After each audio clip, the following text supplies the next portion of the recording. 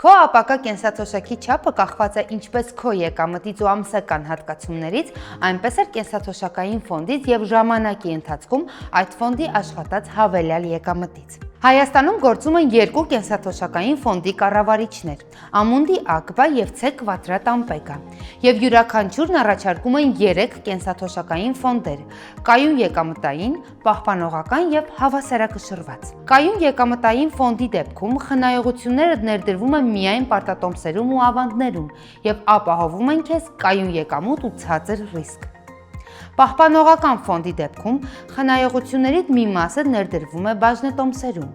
բայց մեծ կտորն ամեն դեպքում ներդրվում է պարտատոմսերում և ավանդներում։ Այսպիսով, պահպանողական ֆոնդը քեզ խոստանում է ավելի բարձր եկամուտ առանց շատ բարձր ռիսկի, իսկ այ հավասարակշռվածի դեպքում խնայողություններից մինչև կեսը կարող է ներդրվել բաժնետոմսերում, տալով քեզ թեև բարձր ռիսկի, բայց նաև բարձր եկամտի հնարավորություն։ Հիշում ես, չէ՞, որ ֆինանսիստները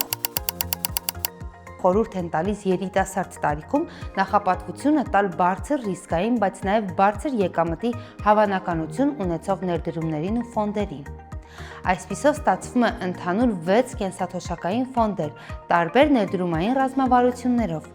Լավ նորությունն այն է, որ ցանկության դեպքում կարող ես 6 ֆոնդերում էլ պահել կենսաթոշակային խնայողություններդ։ Դիվերսիֆիկացիա եմ ասել է։ Հետաքրքրեց։ Արի պատմեմ, թե ինչպես։ Կենսաթոշակային հաշվի օպերատորների միջոցով կամ էլ պարզապես իմ հաշիվը համակարգ մուտք գործելով կարող ես տրամադրել կենսաթոշակային ֆոնդի և ֆոնդի կառավարչի փոփոխման դիմում։ Այս տարբերակի դեպքում դիմում ներկայացնելուց հետո այդ պահից սկսած հետագա սոցիալական վճարները կամ այլ կերպ ասած կենսաթոշակային հատկացումները կգնան ընտրածդ կենսաթոշակային ֆոնդ։ Այսպես մի քանի տարին մեկ ֆոնդ կամ ֆոնդի կառավարիչ փոխելով կարող ես ինչ-որ պահի բոլոր 6 ֆոնդերում էլ կենսաթոշակային խնայողություններ ունենալ։ Բայց հիշիր, որ քո կողմից ամեն ամիս կատարած սոցիալական վճարը չի կարող կիսվել, այլ կարող է փոխանցվել միայն մեկ ֆոնդի։ Կուտակիր կենսաթոշակիդ համար, եղիր բարեկեցիկ։